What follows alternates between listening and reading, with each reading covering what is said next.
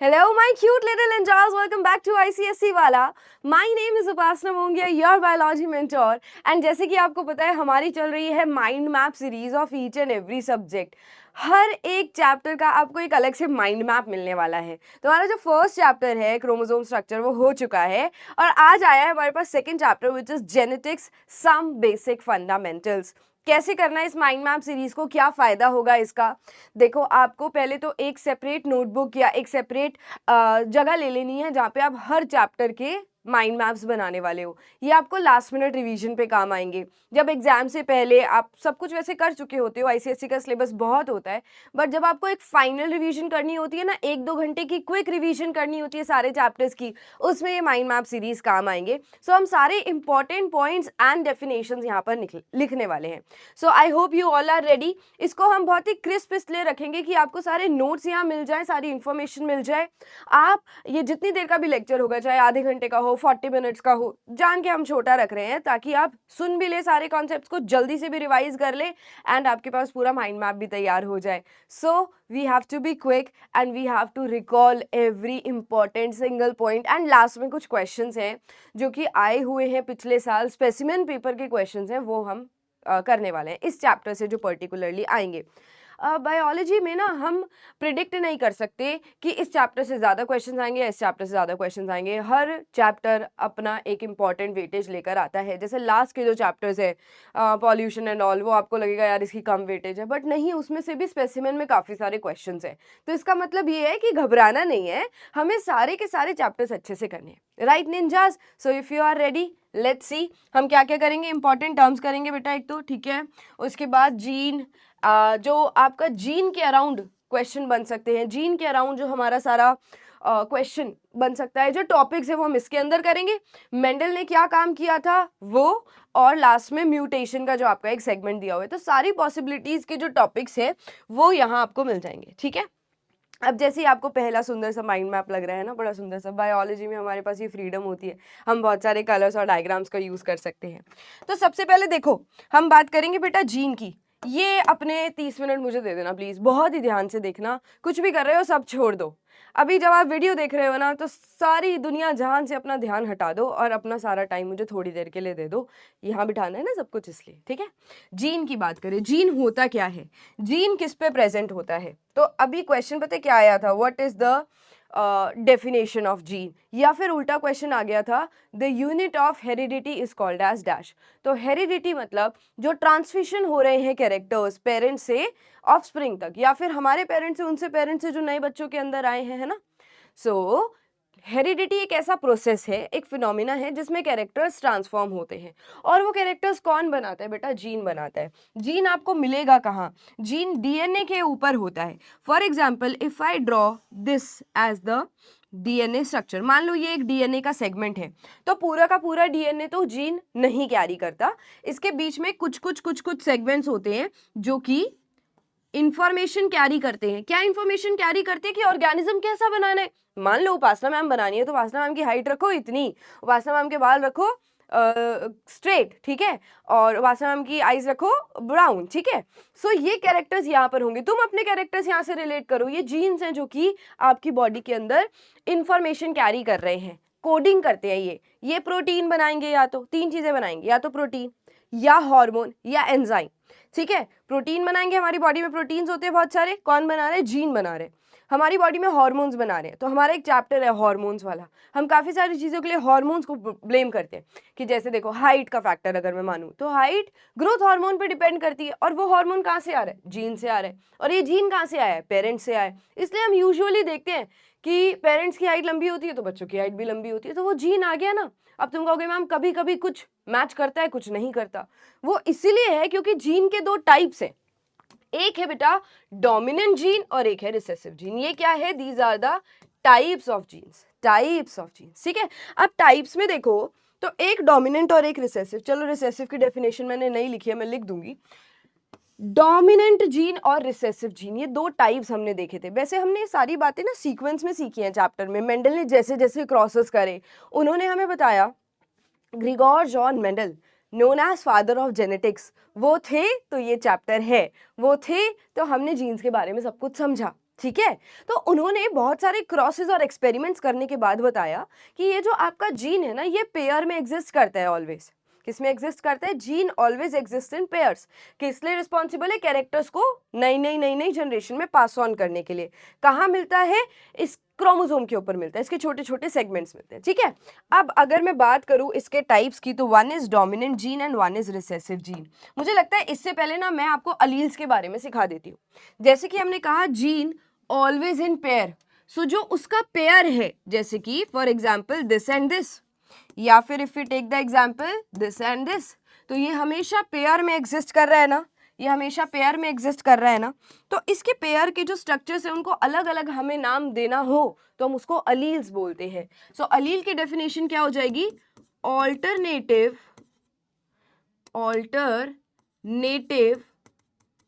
Form of a gene, alternative form of a gene. For example, if I have to talk, for example, for tallness, हमेशा gene capital T या capital T small T आएगा, है ना। For dwarfness it is small T, है ना। ऐसे ही represent करते हैं ना हम, तो वही बात हो रही है, small T, dwarfness small T. तो इसके एग्जांपल्स हो गए। अब इसी अलील में से हम इसके भी टाइप्स बना सकते हैं। ये जीन के भी टाइप्स हो सकते हैं, अलील के भी टाइप हो सकते हैं। यहाँ डोमिनेंट जीन की जगह मैं डोमिनेंट अलील भी लिख सकती हूँ। अब डोमिनेंट अलील क्या होता है? जो डिसाइड करता है कि कैसा दिखाना है ऑर्गेनिज्म को, विच decides the appearance of an organism, ठीक है। तो अब इसमें देखें तो ये कैपिटल टी और कैपिटल टी दोनों ही मिलकर ऑर्गेनिज्म को टॉल बनाएंगे। देखो फिर से सुनो, जीन ऑलवेज इन पेयर हो गया, इसको और इसको अलग से नाम देना हो तो क्या बोलेंगे? अलील्स बोलेंगे। अब ये तो दोनों अलील सेम है और ऑर्गेनिज्म टॉल हो रहा है। But if I talk about this condition, यहां पर दोनों अलग अलग अलील्स हैं, इसको हेट्रोजाइगस कंडीशन बोलते हैं। अब ये कैसा दिख रहा है? दिखने में हो गया ये टॉल, बेटा ये टॉल हो गया, यानी कि कैपिटल टी ने अपना इफेक्ट दिखाया है, स्मॉल टी ड्वार्फनेस के लिए वो खुद को एक्सप्रेस नहीं कर पाया। तो one is dominant allele, one is recessive allele, और we can say one is dominant gene, one is recessive gene. तो यहाँ पर क्या लिखेंगे? Which decides the appearance of an organism even in the presence of alternative gene. Spelling गड़बड़ा गई है मेरी, रुक जाइए। Even in the presence of alternative gene, मतलब for example capital T small T, capital T is dominant, this is dominant, the first one is dominant, क्योंकि ये क्या दिखा रहा है? टॉल दिखा रहा है। ये ज्यादा ताकतवर है बेटा, इसने स्मॉल टी को एक्सप्रेस नहीं होने दिया। ये लेटर्स मेंडल नहीं बताए थे कि भाई आप कहाँ कहाँ हर बार पूरा नाम लिखोगे, इसलिए लेटर से एक्सप्रेस कर लो चीजों को। डोमिनेंट जीन कैपिटल लेटर से एक्सप्रेस करते हैं, ठीक है। फिर आ जाओ रिसेसिव जीन या रिसेसिव अलील। इसमें क्या होता है? सॉरी, विच, ये भी अपीयरेंस डिसाइड करेगा, ये भी अपीयरेंस डिसाइड कर रहा है। दोनों में फर्क क्या है कि ये ऑल्टरनेटिव जीन के प्रेजेंस में भी खुद को एक्सप्रेस करता है, ये वाला जब इसका ऑल्टरनेटिव जीन बिल्कुल इसके जैसा होगा तभी एक्सप्रेस करेगा। विच decides the appearance of an organism in presence of identical alternative gene। identical मतलब सेम, है ना। फॉर एग्जाम्पल स्मॉल टी, तो इसके जैसा ही इसके जैसा होना चाहिए, दोनों कमजोर होने चाहिए, तभी वो खुद को एक्सप्रेस कर पाएंगे। I hope this is clear, alleles clear हो गया, ठीक है। अब ट्रेड्स क्या होता है? देखो, हाइट एक कैरेक्टर है, बट टॉल और शॉर्ट उसके ट्रेड्स हैं, ठीक है। आई कलर कैरेक्टर है। मैंने पूछा कैसा आई कलर है तुम्हारा, तो तुम कहोगे मैम ब्राउन है, मैम ब्लैक है, मैम ब्लू है, मैम ग्रीन है। तो वो जो आप बातें कर रहे हो दैट इज अ ट्रेट, ठीक है। सो ट्रेट्स किसका ऑल्टरनेटिव फॉर्म है? कैरेक्टर का।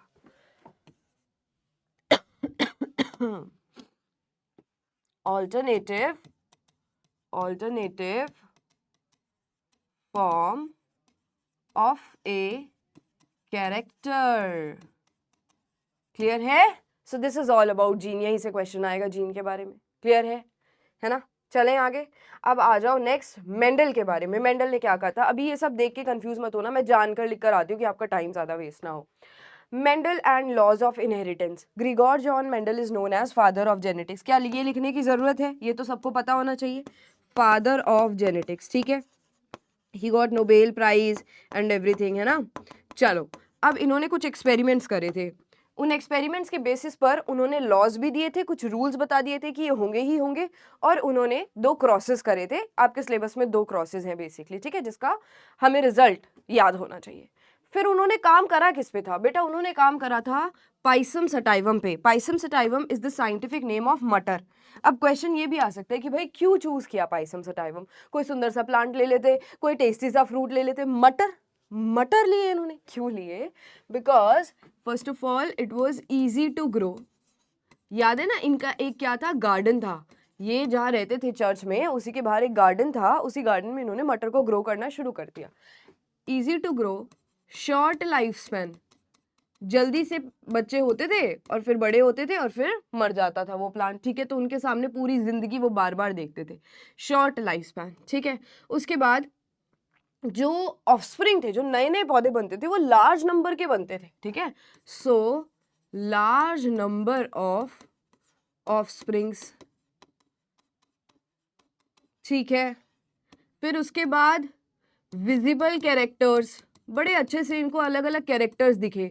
7 तो हमने ही डिस्कस कर लिए थे। कौन कौन से 7 कैरेक्टर्स हमने दिखे थे? मटर के पौधे की बात करनी है तो एक तो पूरे स्टेम की बात करो, स्टेम की हाइट हो गया पहला, ठीक है। दूसरा यहीं पर याद करेंगे 7, मेरे सामने याद करोगे, ठीक है। स्टेम की हाइट, उसके बाद फ्लावर का कलर, फ्लावर का कलर पर्पल और वाइट। फिर उसके बाद फ्लावर की पोजीशन, एक्सियल और टर्मिनल। एक्सियल पोजीशन क्या होती है? मान लो ये स्टेम है, साइड साइड में फूल निकल रहे हैं एक्सियल, ऊपर बिल्कुल स्टेम के बिल्कुल हाइट पर, बिल्कुल टिप पर अगर फूल निकल रहा है उसको क्या बोलते हैं? टर्मिनल बोलते हैं। 3 हो गए कैरेक्टर्स। अब आ जाओ सीड पे। सीड का शेप और कलर, सीड का शेप राउंड और रिंकल्ड, सीड का कलर येलो और ग्रीन। फिर आ जाओ पॉड पे, पॉड जिसमें सीड होता है, पॉड का शेप और पॉड का कलर। तो हो गए, तो 4 कैरेक्टर्स तो आपके सीड से ही और पॉड से ही हो जाते हैं, शेप और कलर दोनों के। उसके बाद फ्लावर की पोजीशन और कलर ले लो, एक स्टेम की हाइट ले लो। 7 कैरेक्टर्स लर्न हो गए। उसके बाद एप्लीकेशन, चलो ये मैं बाद में बताती हूँ। अब मेंडल ने किया क्या? मेंडल ने किए 2 तरीके के crosses. Mono hybrid cross, mono का मतलब होता है वन कैरेक्टर। देखो, जब सच में वो रियल लाइफ में क्रॉसेस कर रहे थे तो उन्होंने पूरा का पूरा प्लांट क्रॉस करा होगा ऑब्वियसली, बट जब हम मोनो हाइब्रिड क्रॉस करते हैं तो हम 7 में से किसी भी एक कैरेक्टर की बात कर सकते हैं, चाहे फिर वो पॉड कलर हो, स्टेम हाइट हो, किसी भी एक कैरेक्टर की बात करनी है तो 1 कैरेक्टर, ठीक है, 1 कैरेक्टर बीइंग नोटिस्ड। अब जब हम क्रॉस करते हैं तो उसके बाद हमारी आती है एक F1 जनरेशन। क्या आती है? F1 generation. मैं यहाँ पर एक छोटा सा क्रॉस आपको करके दिखा रही हूँ, बट ये हम डिटेल्ड क्लासेस में सीख चुके हैं। माइंड मैप्स में आपको सिर्फ इसका रिजल्ट लिखना है, पूरा क्रॉस थोड़ी लिखेंगे, फिर माइंड मैप का मतलब खत्म हो जाएगा बेटा, ठीक है। बट मैं पहले बता रही हूँ यहाँ पर, फिर मैं क्रॉस रिमूव कर दूंगी, हटा दूंगी, नोट्स में नहीं लिखेंगे, हम मेन नोट्स में लिखेंगे। F1 जनरेशन स्टार्टिंग कहाँ से हुई थी क्रॉस की? चलो हम हाइट का कैरेक्टर ले लेते हैं। एक पेरेंट हमारा प्योर टॉल है और एक पेरेंट हमारा प्योर छोटा सा है, स्टेम की हाइट जो छोटी सी है। सबसे पहले ऑलवेज गैमीट्स बनते हैं बेटा, ऑलवेज गैमीट्स बनते हैं। गैमीट्स बनते हैं तो ये जो पेयर है ना अलील्स का या जीन का, ये एक दूसरे से अलग होता है। देखो अलग हो गया।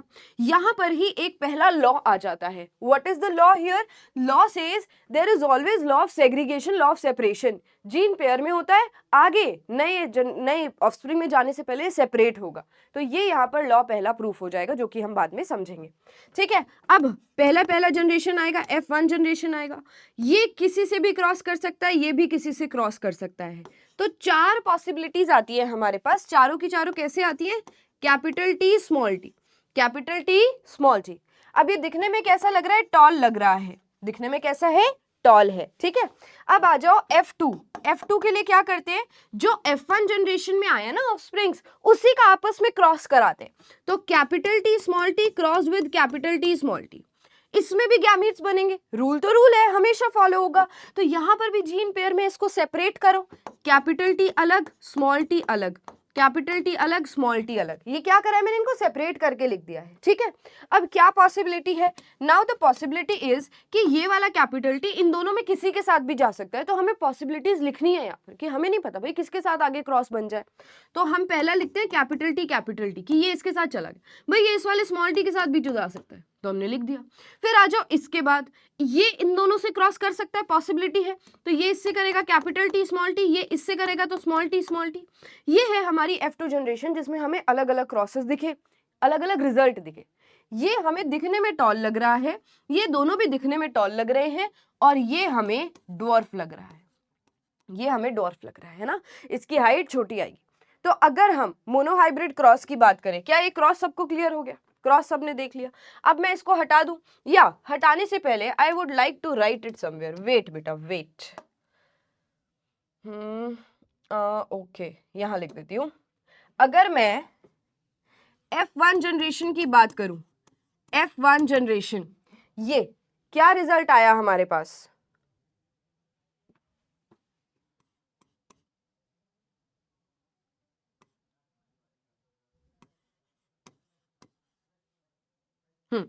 अगर मैं F1 जनरेशन की बात करूं तो क्या रिजल्ट आया बेटा हमारे पास रिजल्ट आया that all are tall, all tall है ना। चलो F1 जनरेशन में हमारे पास क्या रिजल्ट आया बेटा, ऑल टॉल का रिजल्ट आया। तो यहां पर हम लिखेंगे F1 जनरेशन, और सारे के सारे हमारे पास रिजल्ट में कैसे हैं, टॉल है, सारे के सारे हमारे पास रिजल्ट में कैसे हैं, टॉल है, ठीक है। तो यहां लिखती जाऊं मैं F1 generation all toll, all toll, थोड़ा जगह की दिक्कत आ रही है बेटा मुझे, ठीक है। चलो यहां पर लिखेंगे ऑल टॉल, हमने खुद देखा F1 जनरेशन में ऑल टॉल है, ये देखो सारे के सारे टॉल आए। फिर F2 जनरेशन में ये भी टॉल है, ये भी टॉल है, ये भी टॉल है, ये डवार्फ है। तो आपको दिखने में कितने टॉल लग रहे हैं, ये तीन आपको दिखने में टॉल लगेंगे, एक डवार्फ लगेगा। तो अगर मैं यहाँ F2 जनरेशन की बात करूं और F2 जनरेशन के फिनोटाइप की बात करूं, फिनोटाइप देखो, फिनोटाइप को याद करना बहुत ही आसान है, वर्ड से ही समझ लो बच्चों, वर्ड से ही समझ लो। फिनो मतलब फिजिकल कैरेक्टर, जो आप अपनी आंखों से देख पा रहे हो, ये भी टॉल दिखेगा, ये भी टॉल दिखेगा, ये भी टॉल दिखेगा। तो चार में से आपको तीन तो टॉल दिख रहे हैं, तो क्या हो जाएगा इसका ratio, 3:1, 1 is dwarf, 3 for tall and 1 for dwarf. Clear है, सिंपल है। अब आता है जीनोटाइप, जीनोटाइप नाम में ही आ रहा है, जेनेटिक मेकअप, भाई इनके जीन्स कैसे, क्या ये वाला टॉल और ये वाला टॉल सेम है, नहीं ना, यहाँ पर दोनों कैपिटल टी, दोनों डोमिनेंट एलील है, यहाँ पर एक डोमिनेंट एक रिसेसिव है। सो कंसीडरिंग दिस हम यहाँ पर सेम फिनोटाइप तो बता सकते हैं, but genetically they are different ना, तो इसको हम कैसे लिखेंगे, जीनोटाइप, जेनेटिक मेकअप। तो ये टॉल है बट ये होमोजाइगस टॉल है, इसके जैसा चारों में एक ही है। ये देखिए तो ये भी टॉल है बट हेट्रोजाइगस टॉल है, एक कैपिटल टी एक स्मॉल टी, कितने हैं ऐसे, चार में से दो है, तो 1:2, और स्मॉल टी जैसा 1, तो ये हो गया जीनोटिपिक रेशियो किसका, F2 जनरेशन का। ये क्वेश्चन आता है MCQ में, ये तरीके के क्वेश्चन आ सकते हैं, ठीक है। ये हो गई F1 जनरेशन ऑल टॉल, और ऑल टॉल का कॉम्बिनेशन कैसा है हमारा F1 जनरेशन में, कैपिटल टी स्मॉल टी जैसा कॉम्बिनेशन है, ठीक है। अब आ जाओ डाई हाइब्रिड क्रॉस पर, तो अब मैं करा ही रही हूँ तो मैं सोच रही हूँ आपको डाई हाइब्रिड क्रॉस भी एक बार क्विक रिवीजन करा देती हूँ डाई हाइब्रिड क्रॉस की। देखो ये अब आपकी मर्जी है, हम बैच में सब कुछ डिटेल में कर चुके हैं, तो डाई हाइब्रिड क्रॉस तो वहीं पर होना चाहिए, माइंड मैप में डाई हाइब्रिड का कोई सेंस नहीं बनता, but still if you think that there is a need so आप लिख लीजिए किसी एक सेपरेट पेज पे। डाई हाइब्रिड क्रॉस में डाई मतलब क्या होता है, 2, तो हम दो कैरेक्टर्स की बात करेंगे बेटा। तो मान लो मैंने उठाया R small r small y, अब इसका मतलब क्या है आखिर, कैपिटल R राउंड, ये शेप हो गई सीड की, सीड कैसा है, गोल है, येलो क्या है, उसका कलर है, तो मैंने दो कैरेक्टर्स की बात कर ली, राउंड येलो सीड। अब ये डोमिनेंट है, ये रिसेसिव है, wrinkled green seed, wrinkled green seed, ये डोमिनेंट है, ये रिसेसिव है, इस तरीके से हम लिखेंगे। अब पहला F1 जनरेशन निकालने के लिए सबसे पहले गैमीट्स बनाए जाएंगे, तो इसमें गैमीट्स कैसे बनेंगे, देखो गैमीट्स भी एक दूसरे के जब जीन एक दूसरे के साथ आगे ट्रांसफॉर्म हो रहा है, ये एक ही कैपिटल आर आगे जाएगा, बट ये कैपिटल आर एक वाई के साथ भी तो जाएगा, क्योंकि देखो ये तो राउंडनेस के लिए आगे जा रहा है, ये येलो कलर के लिए आगे जाएगा। यहां पर मान लो 3 होते, यहां पर राउंड येलो और ये भी होता, तो ये भी आर वाई टी कॉम्बिनेशन बनाता, क्योंकि ये टॉलनेस को दिखाने जीन तो आगे जाएगा ना। तो यही है लॉ ऑफ इंडिपेंडेंट असॉर्टमेंट, जो क्या कहता है कि genes are independent of each other. ठीक है, ये कैपिटल आर आगे जाएगा, येलो के लिए ये आगे जाएगा, कैपिटल टी के लिए ये जाएगा। अभी तो ये सारे के सारे डोमिनेंट है। मान लो कोई ऐसी कंडीशन होती, कैपिटल आर बट वाई होता स्मॉल और टी होता स्मॉल, है ना, और एक होता कैपिटल टी यहाँ पर, एक होता ये कैपिटल वाई और ये कैपिटल आर ही होता।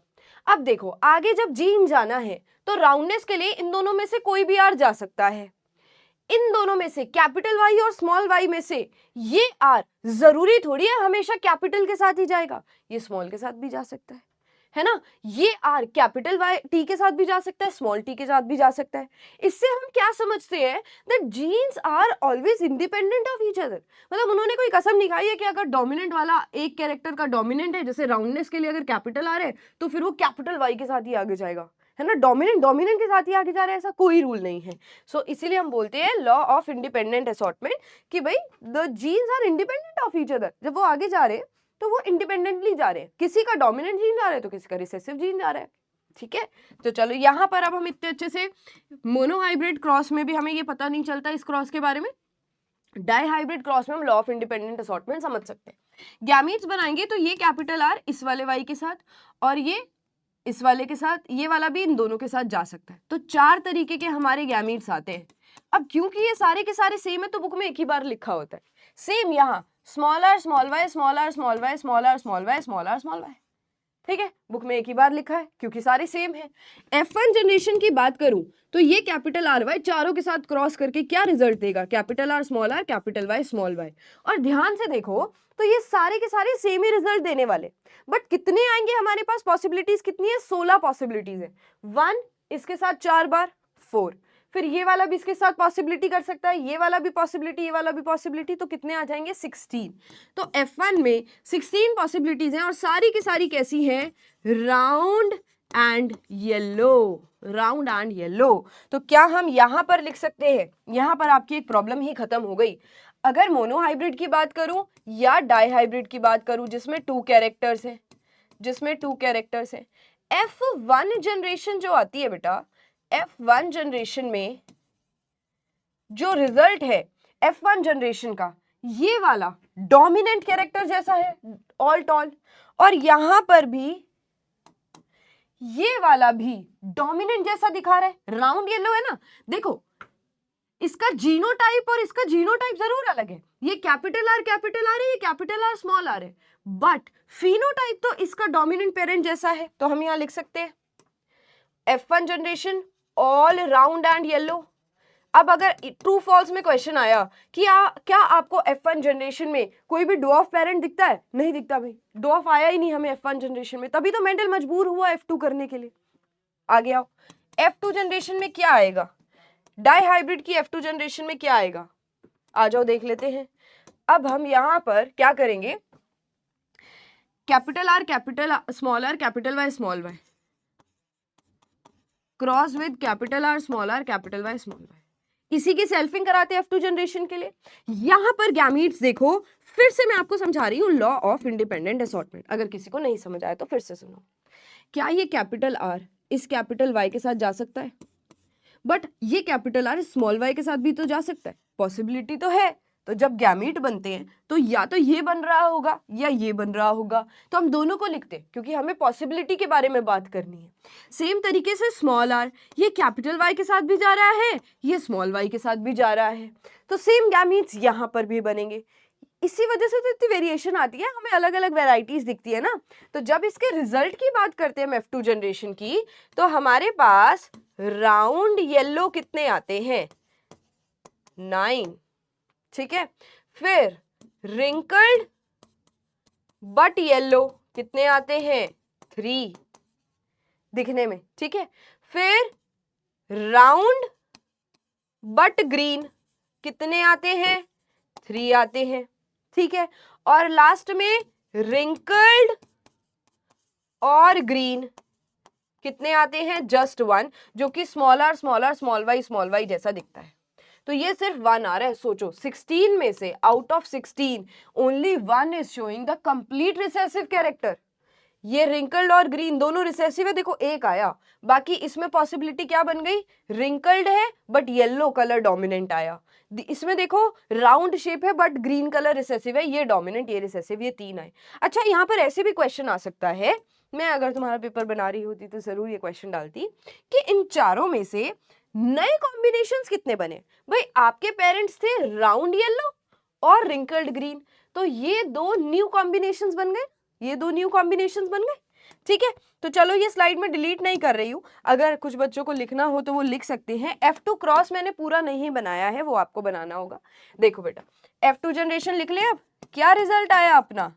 भाई हमारे पास फिनोटाइप आया 9:3:1। क्या इसमें जीनोटाइप आएगा? हमसे पूछा नहीं जाता इसका जीनोटाइप, तो हम यहाँ नहीं लिख रहे हैं। तो क्लियर, ये आएंगे आपके क्वेश्चंस आएंगे अगर तो। अब इसी बेस पर कुछ लॉज आए थे। पहला लॉ क्या है? Law of dominance. यहां पर आ जाओ, ये है लॉज ऑफ इनहेरिटेंस। पढ़ना इसको, तुम बताना कौन सा लॉ है। तीन लॉ है अपने पास, लॉ ऑफ डोमिनेंस, फिर दूसरा लॉ ऑफ सेग्रीगेशन, फिर तीसरा है लॉ ऑफ इंडिपेंडेंट असॉर्टमेंट। ठीक है बेटा, तो देखो out of pair of contrasting characters only one is able to express itself. जो कॉन्ट्रास्टिंग कैरेक्टर बार बार यहाँ लिखा है स्टेटमेंट में, इसका मतलब क्या है? कॉन्ट्रास्टिंग मतलब एक टॉल तो एक ड्वार्फ। तो ये हेट्रोजाइगस अलील है, कॉन्ट्रास्टिंग अलील है, एक दोनों सेम नहीं है ना, कॉन्ट्रास्ट में है। एक अगर टॉलनेस दिखा रहे हैं तो दूसरा ड्वार्फनेस दिखा रहे हैं। तो out of pair of contrasting characters only one is able to express itself. तो ये क्या हो जाएगा बेटा? लॉ ऑफ डोमिनेंस हो जाएगा। लॉ ऑफ डोमिनेंस की एक ही एक्सप्रेस कर पा रहा है खुद को, यानी कि ये डोमिनेंट है। यस, फिर आ जाओ, two members of a pair separate during gamete formation. Separate word आ गया कि जो मेंबर्स है क्रोमोसोम के या जीन्स के, वो हमेशा सेपरेट करते हैं गैमीट्स बनाते टाइम। तो ये कौन सा हो जाएगा? लॉ ऑफ, सही सोच रहे हो, law of segregation. Law of segregation. ठीक है, अब लास्ट वाला पढ़ते हैं। इन कॉन्ट्रास्टिंग कैरेक्टर्स ऐसी कुछ सिचुएशन हो सकती है, the alleles of one gene is independent of another allele in an organism. ये जो एक अलील है वो इसके और इसके साथ, दोनों के साथ जा सकता है, इंडिपेंडेंट है, आजाद है, इसके ऊपर कोई ये ड्यूटी नहीं है कि ये कैपिटल के साथ ही जाएगा, स्मॉल के साथ नहीं जाएगा, स्मॉल के साथ जाएगा, कैपिटल के साथ नहीं जाएगा, है ना। सो this is law of independent assortment. Independent कैसे याद रखेंगे? देखो आजाद है हमारा अलील, इंडिपेंडेंट असॉर्टमेंट। इसको हम डाइहाइब्रिड क्रॉस से ही प्रूव कर पाते। Assortment, yes, done. आया कॉन्फिडेंस, कुछ रिवीजन हो गई है यहाँ पर। अब आ जाओ, अगला हमारा जो टॉपिक है दैट इज म्यूटेशन। तो म्यूटेशन के बारे में थोड़ी बहुत बात की गई है। देखो आपकी यहाँ पर पहले तो कह रहे कि म्यूटेशन कैसी होती है। एक होती है हमारी जेनेटिक म्यूटेशन, जो जीन में म्यूटेशन हो रही है। ठीक है, तो इसमें आता है बेटा एक सिकल सेल एनीमिया। ये एक ऐसी बीमारी है जिसमें जीन चेंज हो गया। बेसिकली देखो, GAG नॉर्मल कंडीशन है। GAG क्या है? हमने पढ़ा है ना इससे पहले वाले चैप्टर में, गुआनिन, एडेनिन, गुआनिन। तो GAG आता है, वो नॉर्मल हीमोग्लोबिन बनाता है हमारा। बट ये चेंज हो गया, GAG की जगह GTG आ गया, A की जगह T आ गया। ये जीन का डिफेक्ट है। ठीक है, इसकी वजह से जो रेड ब्लड सेल है वो सिकल सेल शेप बन जाते हैं। सिकल सेल शेप मतलब ये देखो ऐसा खुरपी जैसे बन जाते हैं। तो ये ठीक से हीमोग्लोबिन जो है बेसिकली अपनी शेप नहीं ले पाता, जिसकी वजह से रेड ब्लड सेल की शेप भी ऐसे हो जाती है। ठीक है, ये क्या है? रेड ब्लड सेल है, इसकी शेप भी ऐसे हो गई। अब इस शेप की वजह से ये ठीक से ऑक्सीजन को ट्रांसपोर्ट नहीं कर पाएगा। ये जेनेटिक म्यूटेशन है, जीन में म्यूटेशन हो रही है। फिर radio active radiation, world war 2 के टाइम पर जो रेडिएशन आई थी उसकी वजह से भी जीन में चेंजेस आ गए। तो लोगों के अंदर बहुत ज्यादा डिफॉर्मिटीज होने लग गई। आपको लोगों की बॉडी ठीक से फॉर्म नहीं हो रही है, हैंड फॉर्म्स नहीं हो रहे, लेग्स फॉर्म नहीं हो रहे, या फिर कोई और प्रॉब्लम आ गई जो जीन की वजह से आई है, क्योंकि ये रेडिएशन हमारे डीएनए के अंदर एंटर कर जाती है। फिर आ जाओ हमारे पास क्रोमोसोमल म्यूटेशन। क्रोमोसोमल नंबर कितना होना चाहिए? देखो 46 क्रोमोसोम है। जब गैमीट्स बनते हैं तो स्पर्म में 23 और एग में 23 सेपरेट होते हैं। ऐसे ही कभी कभी सेपरेशन में दिक्कत आती है, 23 की जगह 24 चला गया या 22 चला गया, तो उसमें से एक बीमारी है डाउन सिंड्रोम, जो कि क्रोमोसोमल म्यूटेशन में आती है, एक मेंटल डिसऑर्डर होता है, ग्रोथ रुक जाती है बेटा पर्सन की, ठीक है। सो ये सिर्फ नाम पता होने चाहिए कि ये किसका पार्ट है, डेप्थ में नहीं आएगा, इवन जो मैंने ये लिखा है ना ये भी नहीं आएगा, बस यू शुड नो कि ये किसका बात हो रही है क्या क्या क्या टॉपिक्स है, ठीक है, ताकि एमसीक्यू अगर इस पे इजी वाला आएगा ना वो आप कर पाओ, और इजी ही आएगा इस पे एमसीक्यू। और देखो मेंडल्स एप्लीकेशन, ये मेंडल्स नहीं म्यूटेशन एप्लीकेशन होंगी। बेसिकली यहाँ पर ना एप्लीकेशन मतलब इसके यूजेस क्या है म्यूटेशन के। म्यूटेशन एक तो नेचुरली हो रही थी जो कि यहाँ गलत तरीके से हो रही थी, हमने इसको फायदे में लगा लिया। हमें पता है कि हम क्या कर सकते हैं, जीन्स को चेंज कर सकते हैं, जीन को चेंज कर दिया तो अपना फंक्शन बदल देगा। तो यहाँ पर हमने करी जेनेटिक इंजीनियरिंग।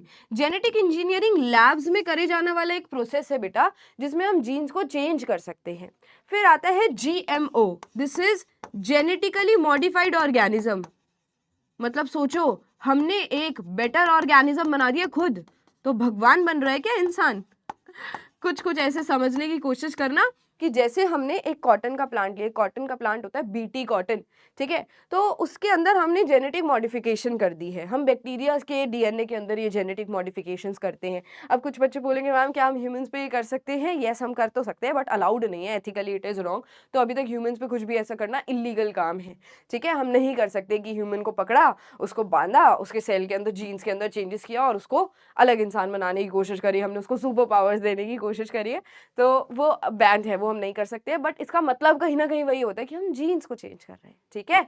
चलो अब आ जाओ लास्ट इंपॉर्टेंट टर्म्स पे। तो इसमें ज्यादा इंपॉर्टेंट टर्म्स है नहीं, जो हम ऑलरेडी कर चुके हैं वही है। एक है जेनेटिक्स, तो study of transmission of characters from parents to offspring. जब हम कैरेक्टर्स की स्टडी करते हैं उसको जेनेटिक्स बोलते हैं। तो जेनेटिक्स एक सब्जेक्ट है, एक पढ़ाई है। हेरिडिटी एक प्रोसेस है जिसमें the phenomena of passing characters है ना, from parents to offsprings, characters from parents to offspring. विरासत में हमें क्या मिला है हमारे पेरेंट्स से? भैया हमें विरासत में हमारे पेरेंट्स से मिले हैं genes, from parents to offspring. अरे बाप रे ये क्या हो गया, फ्रॉम पेरेंट्स टू ऑफस्प्रिंग, ठीक है, ठीक है ना। यहाँ पर फ्रॉम पेरेंट्स टू ऑफस्प्रिंग लिख लोगे। वेरिएशन, वेरिएशन की डेफिनेशन खुद लिखो, चलो कमेंट्स में लिख के बताओ मुझे वेरिएशन की क्या डेफिनेशन होनी चाहिए तुम्हारे हिसाब से। हिंदी में बोली तो very differences in the characters of an individual, है ना, मैंने बता दी the differences in the characters of an individual in an organism. जो अलग अलग हमारे डिफरेंसेस हैं, बाल नहीं मिलते, शक्ल नहीं मिलती। एक डॉग को भी देखोगे ना तो वो दूसरे डॉग से बहुत अलग दिखेगा।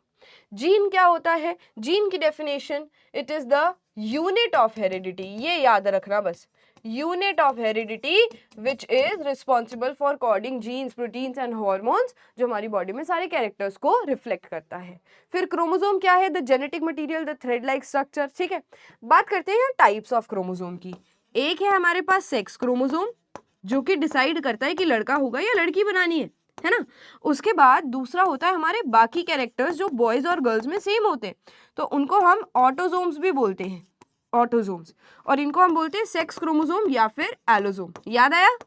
एलोजोम। अगर मैं ह्यूमंस की बात करूं तो हमारे पास 46 क्रोमोसोम है, 46 क्रोमोसोम है ना। टोटल ह्यूमंस में अगर 46 क्रोमोसोम है, पेयर में एग्जिस्ट करते हैं तो मैं 23 पेयर्स भी बोल सकती हूँ, है ना। अब सेक्स क्रोमोसोम इसमें से कितने हैं? लास्ट के दो, XY in boys and XX in girls. तो ये लास्ट का पेयर है 45 और 46 नंबर वाला है। शुरू के जो 44 क्रोमोसोम्स हैं वो सेम है बॉयज और गर्ल्स में, same in boys and girls. Yes, very easy. So this is what the type of chromosome looks like. क्या होते हैं क्रोमोसोम के टाइप्स, राइट। चलो एक लास्ट चीज जो मुझे आपको करानी है दैट इज, चलो पहले क्वेश्चंस करते हैं फिर मैं आपको सेक्स डिटर्मिनेशन कराती हूँ। क्वेश्चन आया हुआ है आपके स्पेसिमेन पेपर में, कह रहे हैं मेंडल्स लॉ ऑफ सेग्रीगेशन बता दो। कर सकते हो? differentiate between phenotype and genotype. Can you do it? With example, phenotype is the appearance of a physical character of an organism. Genotype is the genetic makeup of an organism. Capital T, capital T, capital T, small t. The phenotype of both is same, but genotype is different. One is homozygous tall, one is heterozygous tall. So ये 2 number का question हो जाएगा. उसके बाद what is the scientific name of pea plant that Mendel used for his experiment? देखो इतने आसान question आए हुए हैं. Pisum sativum. Scientific name कैसे लिखते हैं? इटैलिक्स में लिखते हैं, ठीक है. अच्छा तुम अंडरलाइन कर देना उसको, ऐसे कर देना, क्योंकि इटैलिक्स में तो कहीं की हैंड राइटिंग नहीं होगी, तो यू कैन अंडरलाइन इट. उसके बाद कुछ आओ एमसीक्यू करेंगे. पहला question, who is known as father of genetics? Mendel, Morgan, Bateson, Watson. Mendel. Watson and Crick, DNA का स्ट्रक्चर दिया था वॉटसन एंड क्रिक ने. फादर ऑफ जेनेटिक्स पूछा है, कंफ्यूज मत होना, क्योंकि अभी तो हम चैप्टर वाइज कर रहे हैं, पेपर में सारे क्वेश्चन एक साथ आएंगे. The alternative form of a gene is allele, है ना. ऑल्टरनेटिव फॉर्म क्या है? अलील है. अलील की डेफिनेशन ही यही है. The genotypic ratio of monohybrid cross. Genotypic ratio किसका? मोनोहाइब्रिड क्रॉस का. तो याद करो जीनोटाइप F1 में तो सारे के सारे सेम है, ऑल टॉल, क्या फिनोटाइप क्या जीनोटाइप. यहां पर अगर हम देखें तो हमें क्या आंसर आएगा? 1:2:1. मोनो, ये क्या होगा? होमोजाइगस टॉल, ये हेटेरोजाइगस टॉल, ये ड्वार्फ, है ना. चलो लास्ट मैं आपको सोच रही हूँ सेक्स डिटर्मिनेशन और करा दूं एक बार, फिर हमारी छुट्टी. सेक्स डिटर्मिनेशन इन ह्यूमंस, पूरा क्रॉस आ सकता है ये 2-3 नंबर का. तो हम स्टार्ट करेंगे सीधा XX और XY से. हमें बाकी के क्रोमोसोम की बात ही नहीं करनी है. हम लास्ट के क्रोमोसोम का पेयर उठा रहे हैं. 40 लास्ट क्रोमोसोम ले लो, लास्ट क्रोमोसोम का पेयर ले लो, या फिर इमेजिन करो ये 45-46, ये 45-46. ये कौन होगी? मदर, मम्मी, और ये होंगे फादर. सबसे पहले जैसे क्रॉसेस में सीखा है गैमीट्स बनेंगे.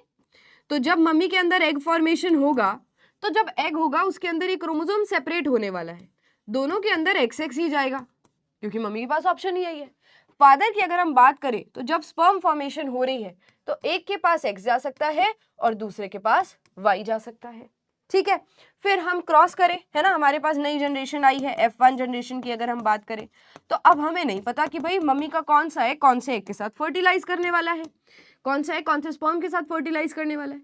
This X can fertilise with this also. अगर ऐसा हुआ तो XX कॉम्बिनेशन होगा, गर्ल होगी. अगर ये वाला एक्स इस वाले वाई के साथ कंबाइन करे तो बेटा होगा XY, बॉय. अगर हम इस वाले की बात करें तो अगेन X और X गर्ल, और इस वाले की बात करें तो X और Y बॉय. अब 4 में से कितने बॉयज और कितने गर्ल्स हैं? 2-2, है ना. सो नेचर में 50% chances of boys and 50% chances of girls. और कौन डिसाइड कर रहा है? बेसिकली वाई क्रोमोसोम फादर का डिसाइड कर रहा है कि बॉय होगा या गर्ल होगी. सो this is actually sex determination in humans. Sex determination पूरा क्रॉस आता है बेटा. ये अगर क्वेश्चन आता है ना इस पर, तो पूरा इस तरीके से आपको क्रॉस दिखाना होता है. ठीक है, so that's it. This is all about genetics. जितना जेनेटिक्स को हम डिफिकल्ट मानते हैं उतना है नहीं है, बहुत ही आसान है. ठीक है, सो अब हम कर रहे हैं एंड. आई होप आपको समझ आया होगा. ठीक है, समझ आया? अगर समझ आया तो आपको कमेंट्स में भेजने हैं बहुत सारे ऑरेंज हार्ट, ताकि मेरे को पता चल जाए कि निंजास को सब क्लियर है.